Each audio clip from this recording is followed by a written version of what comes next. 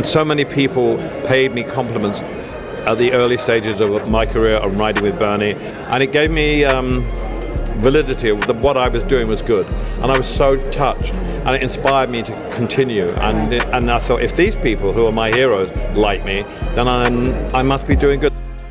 Now, next one on the What's Poppin' phase is Sir Elton John came out with another album. Now, normally it's not about the music, but this one caught me because he has Young Thug and Nicki Minaj on one song together, which I heard and I was like, okay, sir, you've been in this game for like 50 something years, not 20, 30. Yeah. 50 something years. His first success was 1968. First successful record, 1960. We're in 2021. What are we doing, sir? But I find this interesting because time and time again, we know Elton John, who, by the way, is worth $500 million. That is supposedly that's supposedly his net worth. I'm not shocked. Like I said, my man has been super relevant for all these years. Okay, classics, Hall of Famer. Like, just he has his own resume. But what I really wanted to speak about was how he collaborates and how he truly stays very humble with the people who are new in the music biz, right? And so I was looking at an interview of Elton John, Sir Elton John. I don't want to be disrespectful, right? I don't know how many times I'm supposed to say that, but I was watching an interview and the lady asked, "Look, every person that has come up to me to talk about you, they said, yo, Sir Elton John has called me, telling me how great my music is, like giving me praise. And they're like, yo, Elton John is up there. Like, how is he, talking to me?" So I got the clip of explaining why he does that. And so many people paid me compliments at the early stages of my career on Riding with Bernie, and it gave me validity of what I was doing was good, and I was so touched, and it inspired me to continue. And I thought, if these people who are my heroes like me, then I must be doing good. So I've learned from that, and I think that whenever you hear something or whenever you see something, whether it's a movie, a play, a dance, a photograph, a piece of art, you should phone that person up if it affects you, because they should be told, because we're very shy as artists about telling each other how good they are. And it's just fantastic I've made so many friends from doing that. So for me, I think this is a humbling lesson, because if somebody as successful as Elton John, who doesn't even need to be relevant anymore with $500 million just chilling, I'm just saying, right? But if when he was getting big in the music industry, if his mentors, if people who looked up to him gave him flowers before pretty much the public did, right? It's very rare to see that passed on. I think we're just in an era that it's not as common to give flowers, regardless if it's artists, entrepreneurs, 9-to-5ers, whatever it is. It's not that common that we see people give flowers. I think as we get super older, but he's been doing it through his whole career, right?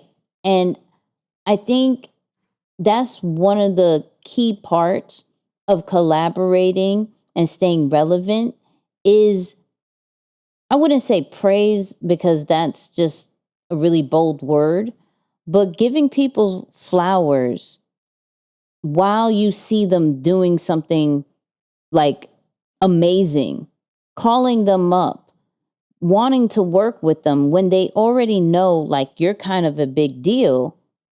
I think that's very smart for anybody of any business or brand. So this can create the long game. This can make you relevant an extra 5 years if you reach out to a newer artist, possibly 10 years, depending on how their career goes, right? Because they say, oh, I worked with Elton John, or, oh, Elton John called me and is now my mentor. Now their fans are like, who is Elton John, right? Of course, in the interview, the comparison of like, yo, what do you think of Lil Nas X? And he was like, I love Lil Nas X because of his creativity. Like, it is amazing to see somebody just be so bold and just stand true with who they are. Where at this time, Lil Nas X is getting mixed reviews. He's giving Lil Nas X the flowers. Like, it reminds me, like, he reminds me of me. So, yeah, of course, say what you want about him. He's bold, and I respect that. And now with Elton John dropping another album, collaborating with people like Young Thug and Nicki Minaj, I don't think that was by coincidence. I think that was, I definitely need to tap in more with the urban community. I can't tap in no more with Stevie, right? I gotta be more relevant. I gotta be more hip, just for longevity, just for legacy. Even though it's stamped, I do love what they're doing, and why not do it with them? So I really, it makes me actually reach out. I think I reached out to 3 people today. Like, yo, I just want to praise you for what you're doing. They're like, what? Why? Like one person I checked up on was Quincy Harris. Shout out to Q and the FAQ podcast, right?